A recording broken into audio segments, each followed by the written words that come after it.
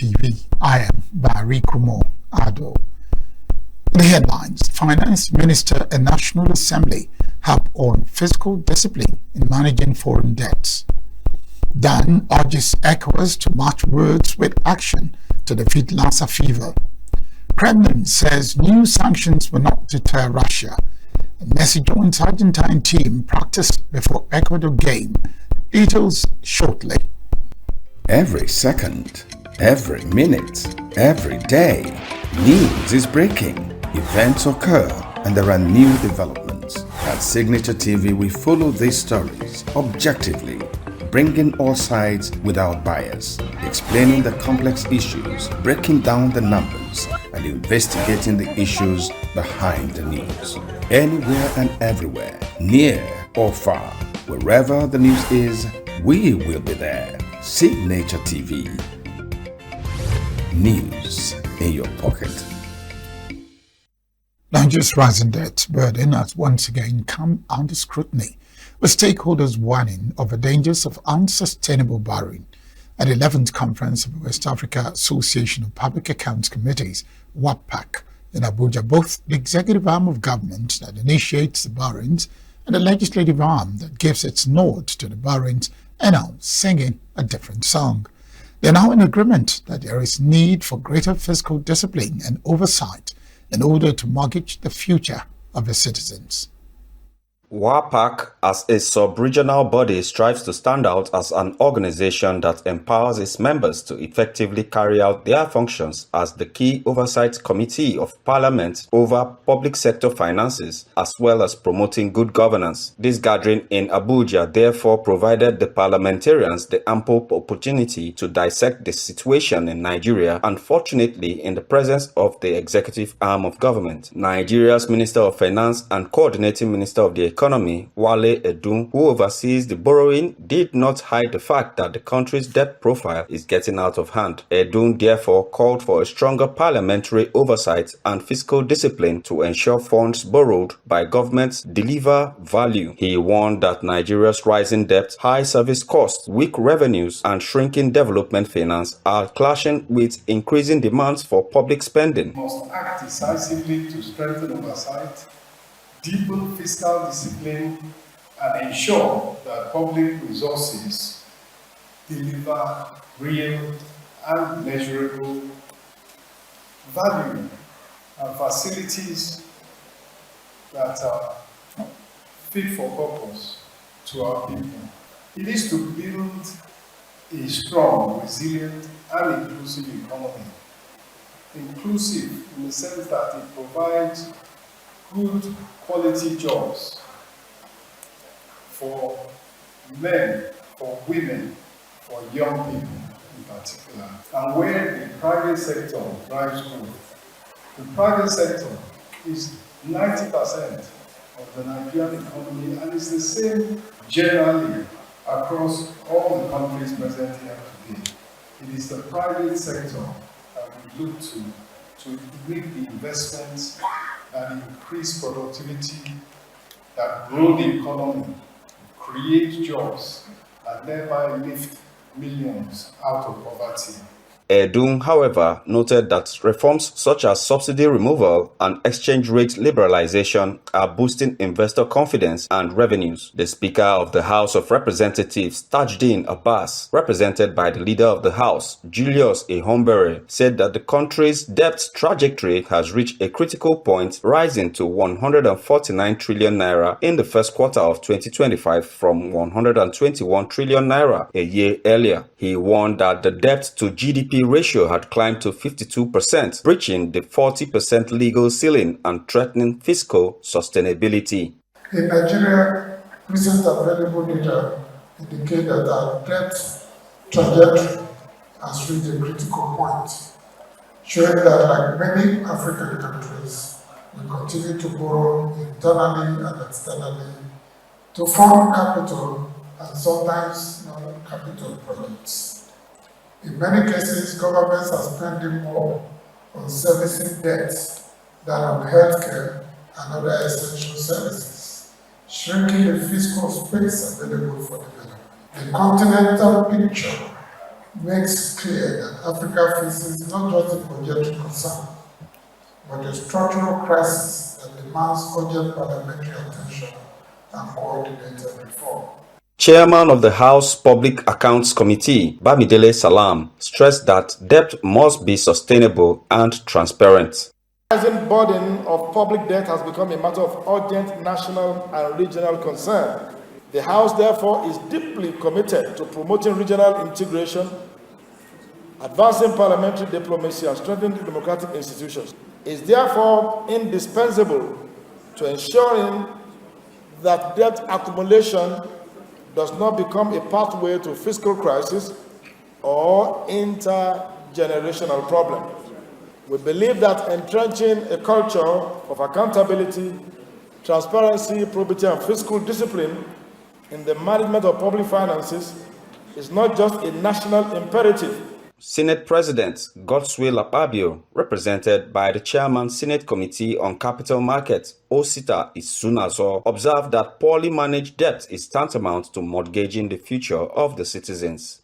In Nigeria, to underscore how important this is, the 1999 Constitution, as amended, establishes a strong legal foundation for parliamentary scrutiny of financial matters, which empowers the Public Account Committee to examine these reports and ensure accountability. The powers to conduct investigations into the conduct of any persons, authority, ministries of government departments charged with the duty of administering or disbursing public funds. Through these provisions, Nigeria has institutionalized finance and public accounts committees as watchdog of our democracy. With Nigeria's public debt rising to 149 trillion naira and breaching the legal debt ceiling, stakeholders insist that urgent reforms and prudent fiscal management are key to safeguarding the country's economic future. And with the Minister of Finance and Coordinating Minister of the Economy who drafts the loan demands and the House members who give accelerated approval now in an agreement that the red flag is within sight on the burdening debt crisis, there may be some reprieve for the country. An economic analyst, Dr. Stan Okeje, is accusing the Nigerian government of inflicting hardship on the citizens through excessive borrowing and mismanagement of the country's resources.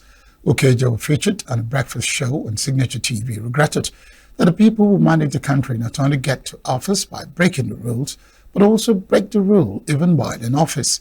He noted that the country's public debt grew by over 60% between 2002 and 2023, while he observed that the growth has continued to date. In my family, myself, my wife, our children, we earn income. When we earn income, we depend on that our income for consumption. We also depend on it for savings. We save some against unforeseen circumstances.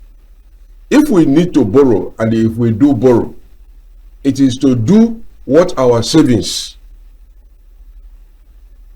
are unable to do, help us do. If we borrow things that we borrow to invest in things that will bring returns to enable us pay the debt, grow our savings, so that in future we do not borrow as much. Unfortunately, the public sector does not behave that way. Critically, what happens is that the people who manage the economy do not want to be bound by rules. They come to office breaking the rules, they stay in office breaking the rules. Nobody restrains them, because the person who is the chief finance officer of the federation, of the state governments, is the permanent secretary of the Ministry of Finance. If you bring anything for him, he will tell you, or he should tell you, that our rule is that our debt should not exceed X percentage of our revenue, our sustainable revenue. Therefore, we should not borrow. But if you do that, you may find that the permanent secretary is held overnight by the EFCC. Nigeria TUC has threatened to embark on a nationwide strike if federal government fails to withdraw its proposed 5% tax on petroleum products. In a joint statement signed by the TUC President Festus Osifo and Secretary Nuhu Toro in Abuja, the union described the policy as economic wickedness against already overburdened citizens, battling subsidy removal, soaring fuel prices, food inflation, and a weakening naira. It urged the federal government to immediately stop the anti-people's plan in its entirety. The union warned that failure to do so would leave it no option but to mobilize Nigerians and the masses for total nationwide resistance. The Nigerian government has consistently announced higher revenue figures derived from oil and non-oil receipts. These figures have also translated to higher allocation to the states and local governments. Is there, therefore, a financial windfall for Nigerian subnationals? Correspondent Chimeze Zedema seeks answers to this question. Disputed. The natural conclusion is that Nigerian states and local governments are enjoying good financial times. To make such natural conclusions seems to be lying with numbers. What is the worth of the more currencies being received by the states and local governments? That's the issue which media editors were faced with on Signature Television Prime Current Affairs program, The Conference. I have to say that there is no financial windfall, as far as I'm concerned. If you check what we have now in terms of exchange rates and in terms of inflationary pressures compared to what we had some 5-6 years ago or even beyond, you will realize that there's no financial windfall because the cost of goods have gone up. There's even what we call an economic stagflation, where you have the same package but quantity less. Sometimes, in some cases, even the quality has gone down. In numbers, we could say there's a financial windfall. But in terms of purchasing power, I don't think there's anything. Apart from the devaluation of the naira, which has substantially reduced the purchasing capacity of the government and citizens, inflation has added to the pressure on whatever increased income the subnationals now have. Cost of projects, domestic goods and services make governments fail in their promises and families short on meeting family needs. Maybe my salary is 200,000 and I was jubilating. Do you know that today, anybody that has a car cannot survive on 200,000 naira salary? Because the minimum you can spend on fueling your car, maybe if all these small cars, is 40,000 a week. 40,000 times 4, that's 120,000. So if you're on 160. So fine, maybe 2 years ago my salary was on 60,000. You increase it to 200,000. Is that not what you're talking about windfall? But as at that 2 years ago, 60,000, maybe one quarter would have taken care of my fueling for 1 month. Now you increase it from 60,000 to 200,000, and you're telling me that you're giving me a windfall. When out of 150 of that amount, I will use to fuel my car. I've not paid school fees. Every school has increased their school fees by 3-4 times, like my brother Tochukwu said. Everything you need, even transportation. Tochukwu Okorie, Executive Secretary, Provocate Transparency and Accountability Initiative, admitted that state and local governments are receiving larger allocations, but civil servants and the ordinary citizens remain squeezed in hard times. This volume of money is in the hands of the subnational governments. The civil servants in those governments would have gone home better if they had more, a higher volume of those papers in their own hands to at least deal with inflationary tendencies which don't select whether you are in government or out of government, or whether you're a civil servant or you're a businessman. So the transition from what it used to be to where it is does not reflect at the civil service level, because the jump from 35,000 to 70,000 minimum wage does not address the more than triple increase in inflation. Beyond the economics lies another structural problem: the refusal of many state governments to fully implement the Supreme Court judgment, granting local governments direct access to their federal allocation. Experts warn that this obstruction prevents local councils from deploying resources that could ease grassroots hardship. further proving that the so-called financial windfall remains largely theoretical.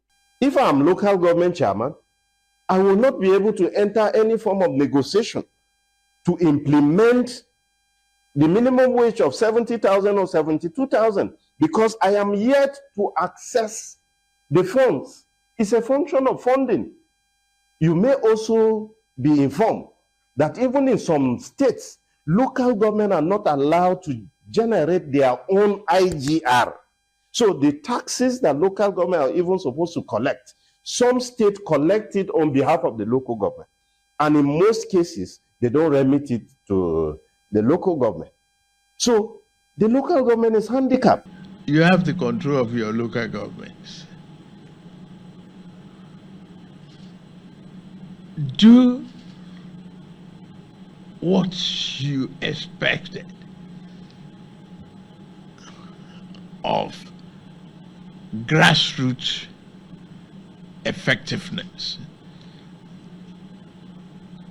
and restoration of their hope. It's in your hand. There's nothing, no one is among us on all these tiers of government. There was some gossip that maybe we had a disagreement or quarrel and everything when it was local government's autonomy. No. Just drive the development down there to the local government authorities. Nobody wants to take the control away from you. As allocations rise on paper, Nigerians continue to grapple with reduced purchasing power, leaving the debate wide open on whether subnationals are truly richer or simply burdened with more money on paper chasing fewer goods, whose prices remain in the sky. In Abuja, I am Chimize Zadima for Signature TV. A virologist, Professor Oyewale Tomori, has called on West African governments to take concrete steps to defeat Lassa fever, a viral hemorrhagic disease that continues to ravage the region. Tomori, a former president of the Nigerian Academy of Science, made the call in his keynote address at the second International Lassa Fever Conference on Monday in Abidjan, Cote d'Ivoire. According to him, although progress has been made since the first conference in 2019, many of the challenges identified then still persist. Tomori said that Lassa fever is still recorded as an estimated 100,000 to 300,000 cases annually, with about 5,000 deaths, mostly in West Africa, despite decades of research and intervention efforts. Complained that several gaps remained, including the absence of a licensed vaccine, uneven access to diagnostics, donor-dependent funding, weak cross-border coordination, and persistent stigma that delays patients from seeking care. They urge ECOWAS member states to invest more resources, strengthen regional surveillance systems, and accelerate vaccine research and community-led interventions. The Nursing and Midwifery Council of Nigeria, NMCN, has abolished its long-standing policy that bars student nurses from continuing the training after 3 failed attempts at the Council's professional examinations. In a circular signed by the Registrar Ndagi Al-Hassan, the Council announced that candidates who fail any part of a professional exam will now be allowed to take only that section until they secure a pass.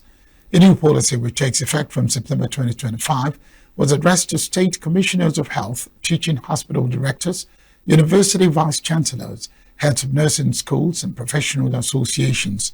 According to the Council, the reform reflects its commitment to align nursing education with global best practices by shifting from an elimination-focused policy to a more supportive, student-centered approach. The Council urged institutions to implement measures that will support struggling students while stressing that candidates must maintain at least 80% lecture and clinical attendance to qualify for resits. The Joint Admissions and Matriculation Board, JAMB Special Committee on Examination Infractions, has presented its report to the examination body, exposing how technology-driven malpractice is undermining Nigeria's admission process. The chairman of the committee, Jake Ekbele, said the team uncovered 4,251 cases of finger blending and 192 instances of AI-assisted impersonation through image morphing during its investigations into the 2025 Unified Tertiary Matriculation Examination. The committee also stated that it documented 1,878 false disability claims, forged credentials, multiple national identification number registrations, and collusion between candidates and examination syndicates. Ekbele lamented that malpractices has become highly organized, technology-driven, and dangerously normalized. He said that parents, tutorial centers, schools, and even some CBT operators were complicit in the fraud, while weak legal frameworks made enforcement difficult. Committee called on JAM to adopt a multi-pronged response that includes deploying AI-powered biometric anomaly tools, real-time monitoring, and a central examination security operations center. 2 Nigerians have been arrested in India in separate incidents involving romance scams and drug trafficking. According to the Hindu's report on Friday, the Bagalkot District Police arrested a 47-year-old Nigerian, Oliver Okechukwu, on charges of duping a woman of 9.5 million under the pretext of marriage. Bagalkot Superintendent of Police Sigat Goel confirmed the arrest, saying the suspect was arrested by Bagalkot CEN Police in Mumbai on Thursday. Investigations, according to a report, revealed that Okechukwu resides in Shivaji Nagar, Bonkode Gamv, Karane Thane, Mumbai, targeted women through matrimonial websites, reportedly introduced himself as Syed Amit, a London-based professional, and promised to marry a divorcee from Irka, Karnataka, who was seeking a partner at the time. The report added that the suspect told the woman he had arrived in India, but that customs officers had seized US dollars from him at the airport about 18 months ago. For the back and forth, was said to have succeeded in convincing the victim to transfer the said money into a bank account to complete the transaction. Human rights activist Omoyele Sowore has vowed not to retract a controversial statement he made against President Bola Tinubu. His latest post on X, Sowore said he stands by his statement, stressing that even if he was given till the end of Tinubu's tenure in 2027, he would not retract the statement. Sowore, while reacting to a comment made by the president during his state visit to Brazil, described the Nigerian leader as a criminal. Nigerian Department of State Services reportedly approached X and Facebook to deactivate his accounts, while also issuing a one-week ultimatum to the activist to delete and retract his statement or face the consequences. The Niger State Police Command has arrested 30 suspects during the Malud procession in Minna for alleged involvement in thuggery and other related crimes. Command spokesperson Wasiu Abiodun said the suspects were picked up on Saturday between 7 a.m. and 9 p.m. in different locations across the state capital. Exhibits recovered from the suspects included 3 knives, 3 cutlasses, 1 iron rod, scissors, cannabis, shisha apparatus, and other illicit chemical substances. In a separate operation, the police also intercepted 1 Muhammad Usman of Guye Doko village, a local government area of Kwara State, on Friday in Makera town. He was reportedly arrested with 2 locally fabricated guns and 6 rounds of 7.62 mm live ammunition. Up ahead, Minister of Environment inaugurates Vehicular Air Testing Center in Nasarawa. River State government affirms commitment to citizenship education and flood management. We are local. International communities observing why the main market is in chaos. People are... We are national. Those in support of this motion as amended say aye. Aye. We have taken the vote by default. We are international. Israeli airstrikes. Donald Trump left us the worst unemployment.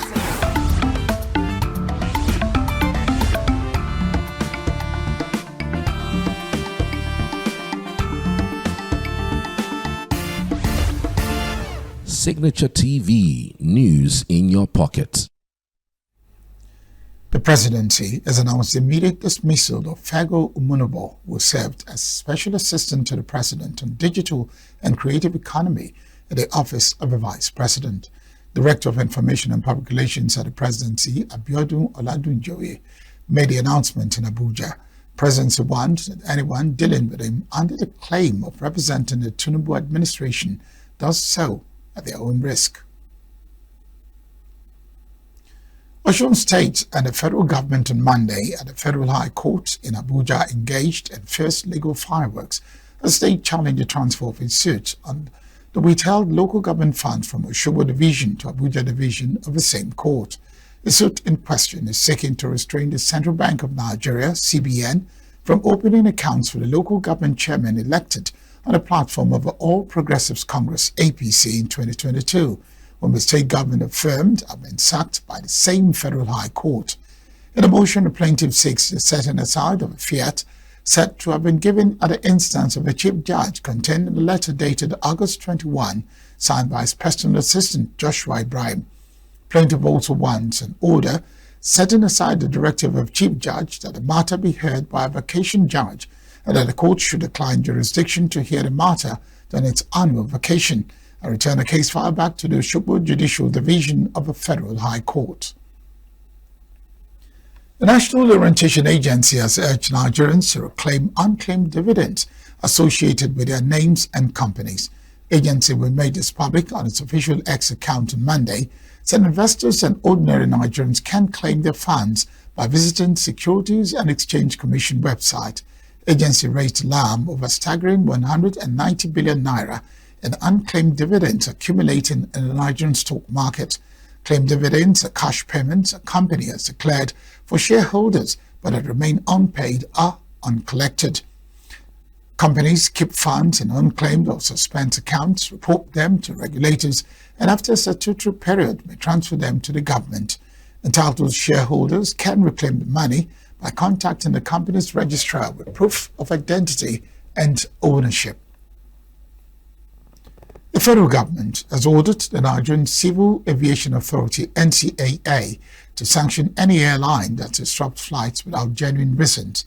Director of Public Affairs and Consumer Protection at NCAA, Michael Achimogo, gave the order in a statement posted on X.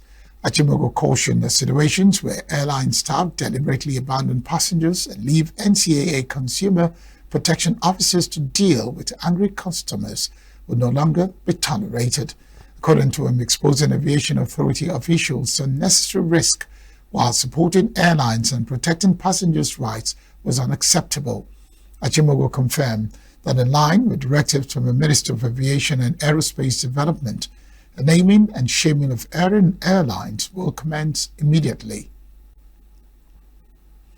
The Minister of Environment, Balarabe Lawal, has inaugurated a vehicular air emission testing center in Mararaba, Nasarawa State, as part of efforts to promote a healthier environment.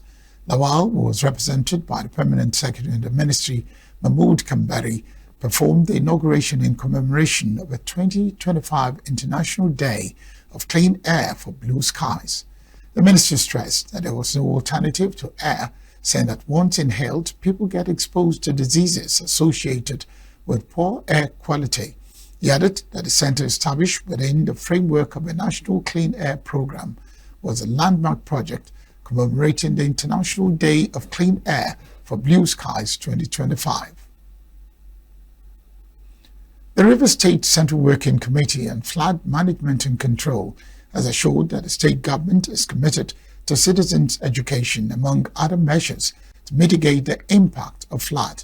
Speaking during a sensitization campaign in Kana local government area, the Secretary to State Government, Professor Ibiba Worika, stressed that the administration of retired Vice Admiral Ibok Itebas is fully committed to ameliorating the impact of flooding. Professor Ibiba was represented by the Permanent Secretary, Ministry of Environment, Alberto Karinko, explained that the fight against natural disaster requires collaborative efforts between government and non-government agencies. The head of operations NEMA, Eric Ebodagi, while speaking on the topic Floods Management Preparedness, Mitigation and Response, noted that citizens must be responsible to the environment by desisting from building on waterways and obeying environmental laws.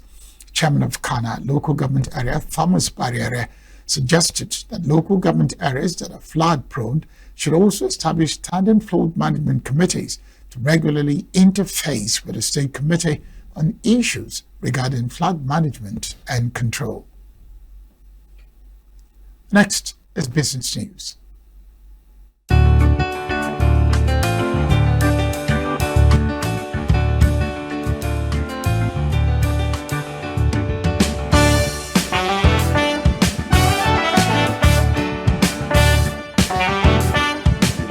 The federal government has called on the National Union of Petroleum and Natural Gas Workers, NUPENG, to suspend its planned nationwide strike, which was scheduled to begin today. The Ministry of Labour, through Minister Mohammed Dingyadi, has summoned both NUPENG and the Dangote Group to a conciliation meeting, stressing that dialogue remains the only solution. Government officials warn that a strike in the petroleum sector could worsen economic hardship, disrupt supply chains, and significantly reduce government revenue.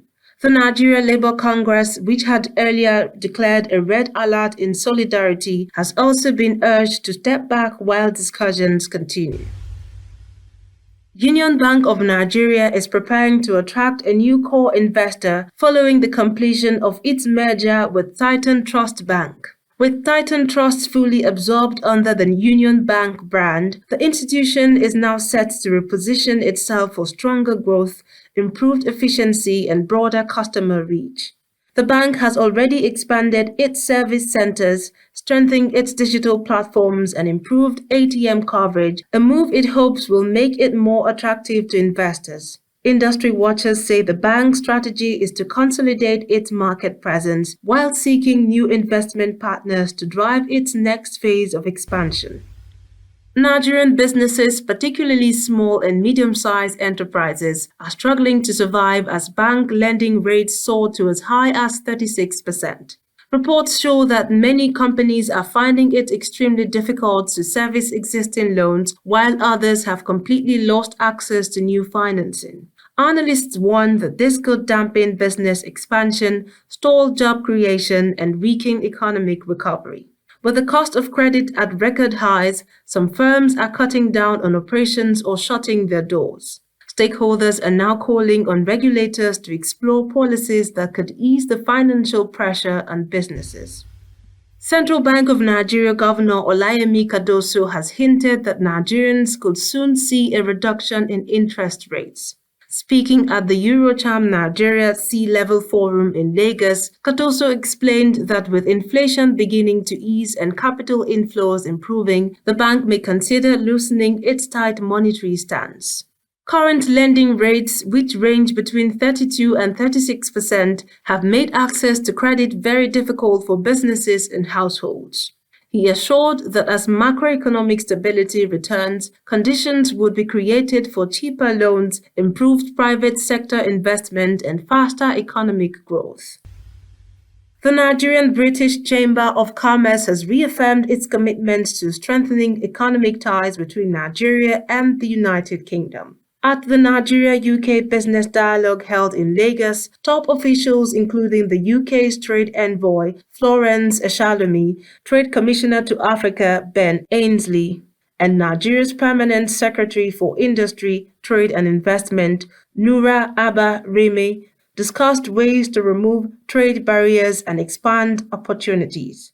NBCC President Prince Abimbola Olasore stressed that the chamber remains a key driver of bilateral trade, citing the newly launched Nigerian-British Trade Center as a tool to boost exports, investment, and cultural exchange. With trade between both nations valued at over £7 billion annually, stakeholders say the dialogue is vital to unlocking new growth beyond oil. At the end of the first weekday of trading, Monday, September 8th on the Nigerian Stock Exchange, a total of 947.8 million shares worth 17.97 billion naira changed hands across 36,006 deals. Compared with the previous trading session, volume fell by 48%, turnover rose 12%, and deals improved 46%. The current market capitalization stands at 88.2 trillion naira.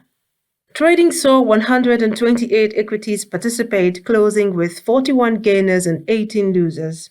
PZ Cousins Nigeria led the gainers up 10%, closing at 35 naira 20 kobo per share, followed by University Press with a 10% increase, closing at 5 naira 50 kobo per share, Ella Lakes Nigeria with a 9.94%, closing at 14 naira 27 kobo per share, and Legend Internet with a 9.9% increase, closing at 5 naira 44 kobo per share. On the losing side, Nigerian Animal Wear led the losers, closing at 35 naira 10 kobo per share with a 10% decline, followed by Industrial and Medical Gases with a 10% decline, closing at 33 naira 30 kobo per share. The NGX All-Share Index added 414.74 points to close at 139,394.75, marking a one-week loss of 0.64%, a four-week loss of 4.36%, and a year-to-date gain of 35.43%. The Nigerian Naira showed signs of recovery against the US dollar on Monday, September 8th. The official exchange rate now stands at 1,514 naira 87 kobo per dollar, according to the Central Bank of Nigeria. Meanwhile, in the parallel market, the naira has strengthened to 1,527 naira per dollar, reaching its highest level since July. Analysts attribute the gains to increased liquidity in the system and a rise in Nigeria's foreign reserves, giving businesses and traders a boost as the naira grows closer to stability. That's the update from the Nigerian stock and money market this Tuesday morning. In Abuja, I am Tomsinime Natus.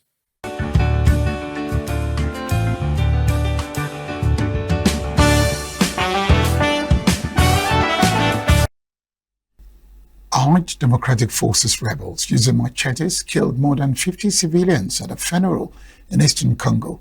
The latest large-scale attack by an Islamic State-backed group, officials said. The local administrator, Makay Sivikuluna, said the attack was on Monday night at the town of Ntoyo in North Kivu Province, Lubero Territory.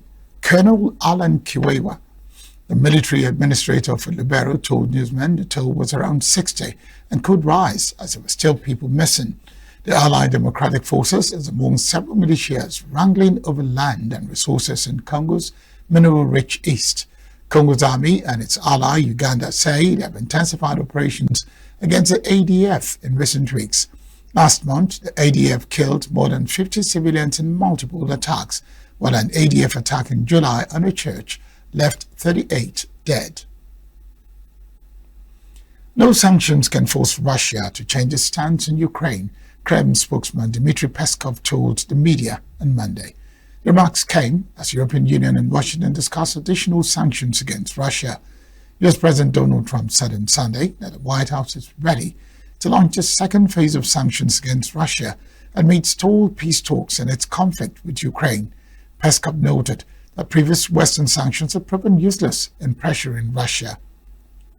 The Kremlin emphasized that Russia intended to continue aligning with the U.S. peace efforts.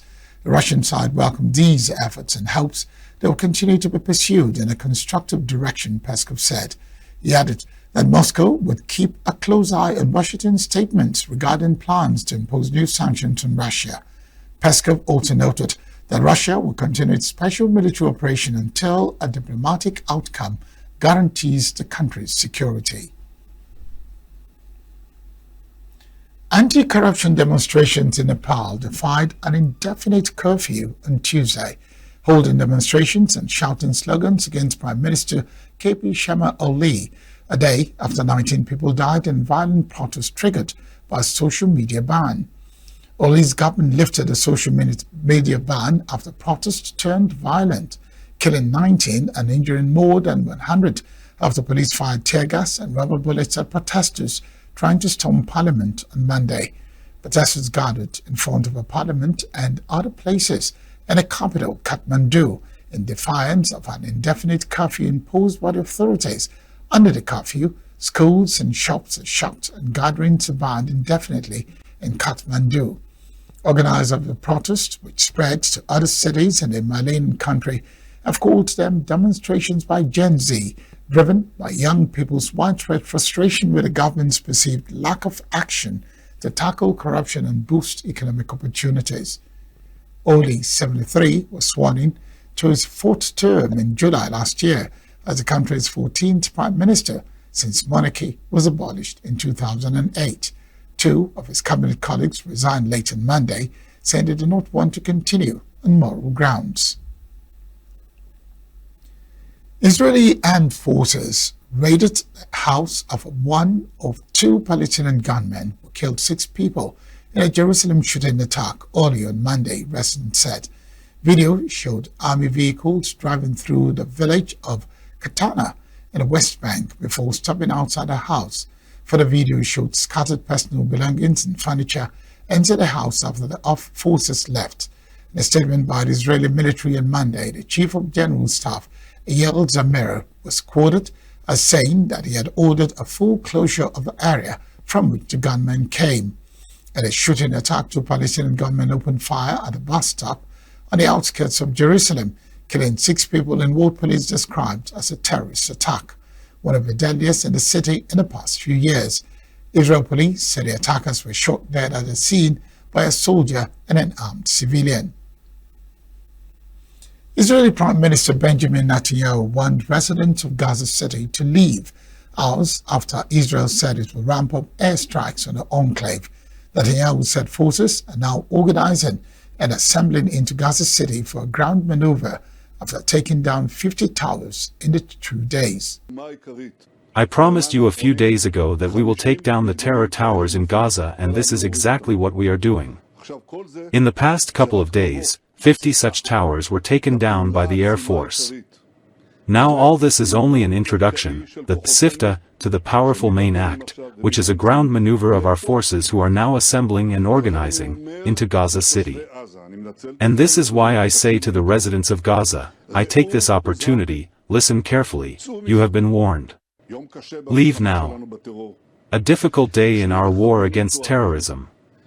2 despicable terrorists arrive at a bus station, open fire inside the bus, murder 6 of our dear citizens. I send condolences to the families, and I also wish recovery to the injured. The United Nations condemned the killings of civilians by Israeli forces in Gaza on Monday. The organization also criticized Israeli Prime Minister Benjamin Netanyahu, who encouraged Gazans to leave certain areas within the enclave. Turning to the situation in Gaza, hostilities are continuing to kill and injure people over the weekend. In just the past 24 hours, the Ministry of Health in Gaza reported 67 deaths and 320 injuries. This brings the total toll of people killed since the end of the ceasefire in mid-March to almost 12,000. That's what the local health ministry is telling us. We, of course, continue to condemn the killings of civilians.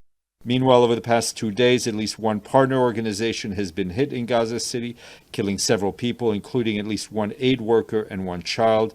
Our colleagues reminds us that over 80% of Gaza is either under displacement orders or within militarized areas designated by Israel. With the Israeli military instructing people to move from parts of Gaza City southward, OCHA warns that people are in dire need of food, they're in dire need of water, and they're, of course, in dire need of shelter items. Humanitarians were able to support the entry of a limited number of tents in the past week. Much more is needed to support more than hundreds of thousands of people in all parts of the Gaza Strip, north and south alike, as many are repeatedly displaced. Since the confirmation of famine in Gaza Governorate, the Ministry of Health reports that more than 100 people, a quarter of them children, have died from starvation and malnutrition across the Gaza Strip. We stand against any forced displacement of people.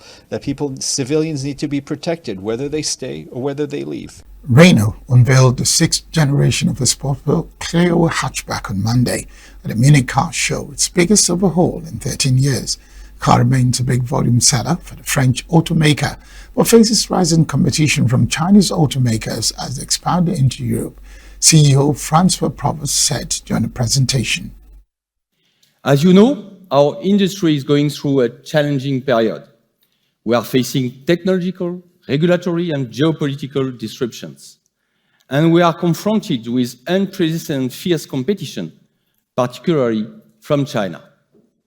Things are changing, and they are changing fast. We do not have the luxury of a status quo.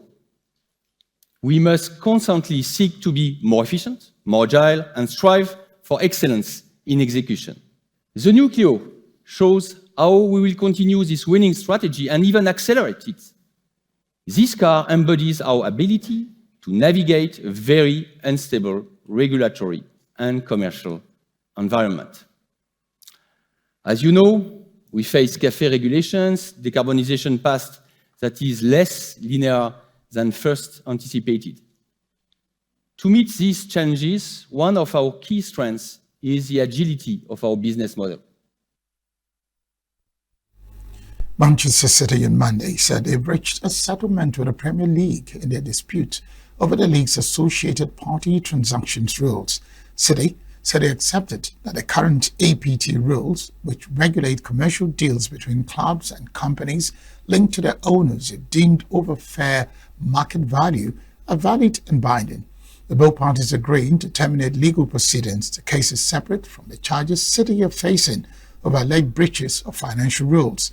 Current APTB rules were adopted in November after the majority of English top-flight clubs voted in favor of some amendments to the previous rules, which were also challenged by City. An independent tribunal ruled in February that aspects of the league's APT rules were found to be unlawful. In response, the Premier League said the tribunal's ruling did not affect the valid operation of its current APT rules. Argentine soccer star Lionel Messi took part in a training session behind closed doors with his teammates on Saturday, ahead of the World Cup qualifier match against Ecuador. 38-year-old superstar participated in the team's preparation activities before the match. However, Lionel Messi would not be available for the game against Ecuador in Guayaquil on Tuesday at Banco Piacere Stadium. Argentina coach Lionel Scaloni said on Monday that superstar Lionel Messi should be left in peace for the captain cast out on playing at the 2026 World Cup. Messi raised uncertainty last week after scoring twice Argentina's 3-0 win over Venezuela, saying it was most normal that he would not reach another World Cup at age 39. The Inter Miami star has struggled with injuries in Major League Soccer this year and be rested for Tuesday's qualifier against Ecuador. And that's the news this hour. I am Barry Kumo Ado. Thank you very much for joining us.